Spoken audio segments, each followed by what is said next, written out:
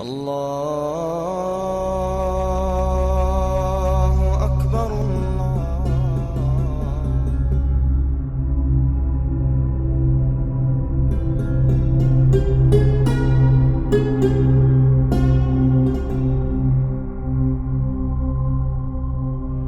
প্রিয় দর্শক, আসসালামু আলাইকুম। সবাইকে স্বাগত জানাচ্ছি সক্রিয় টিভিতে। প্রিয় বন্ধুরা, আজ যে বিষয় নিয়ে আলোচনা করব সেটি হলো মুসলমান হিন্দু ভাই ভাই হলে তাহলে মক্কা মদিনা বা ভারতের মন্দিরে যাওয়া নিষেধ কেন? এমন প্রশ্ন ঘিরে সামাজিক যোগাযোগ মাধ্যমে শুরু হয়েছে তীব্র আলোচনা। ধর্মীয় সহাবস্থান ও ধর্মীয় বিধিনিষেধ এই দুইয়ে পার্থক্য কোথায়, তা নিয়েই আজকের এই প্রতিবেদন।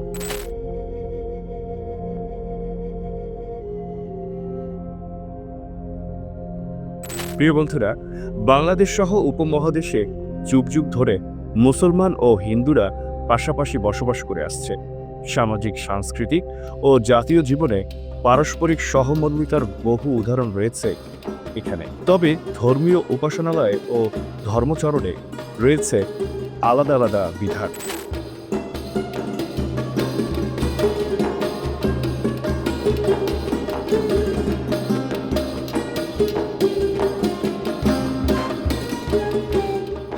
প্রিয় দর্শক, ইসলাম ধর্মে মক্কা মদিনা পবিত্র স্থান হিসেবে নির্ধারিত, যেখানে নির্দিষ্ট ধর্মীয় নিয়মের কারণে অমুসলিমদের প্রবেশ সীমিত। অন্যদিকে ভারতের অনেক মন্দিরেও ধর্মীয় আচার ও বিধির কারণে নির্দিষ্ট নিয়ম অনুসরণ করতে হয়।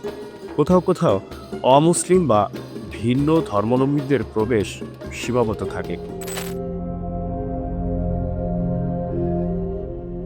প্রিয় দর্শক, এদিকে বিশ্লেষকরা বলছেন ধর্মীয় সহিষ্ণুতা মানে একে অপরের বিশ্বাসকে সম্মান করা, নিজের ধর্মীয় নিয়ম ভেঙে দেওয়া নয়। তাই সামাজিক সম্প্রীতি ও ধর্মীয় বিধিনিষেধ দুটোকেই আলাদা করে দেখার আহ্বান জানাচ্ছেন তারা। প্রিয় দর্শক, সব ধর্মের মানুষের শান্তিপূর্ণ সহাবস্থানই সমাজের শক্তি। পারস্পরিক সম্মান বজায় রেখেই ধর্মীয় বিষয় ও নিয়ম মানা, এটাই টেকসই সম্প্রীতির পথ। সময়ের সাথে সাথে এই বোঝাপড়াই পারে বিভ্রান্তি দূর করতে।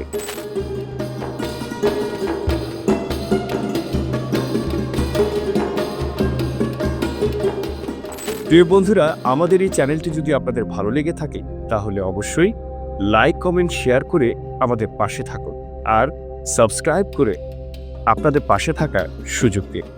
ভালো থাকুন, সুস্থ থাকুন। আল্লাহ হাফেজ।